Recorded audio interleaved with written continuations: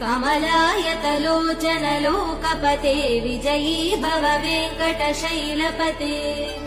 स चतुर्मुख षण्मुख पञ्चमुख प्रमुखाखिल दैवतमौलिमने शरणागत वत्सल सारनिधे परिपालय मां वृषशैलपते अतिवेलतया तव दुर्विषहै अनुवेल कृतै प्रपराध सदैः हरितं त्वरितं वृषशैलपते परया कृपया परिपाहि हरे अधिवेङ्कटशैलमुदारमते जनताभिमतादिकदानरतात् परदेवदया गदितान् निगमै कमलादयितान् परं कलये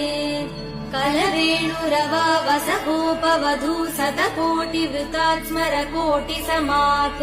प्रतिवल्लविकाभिमदात् सुखदात् वसुदेव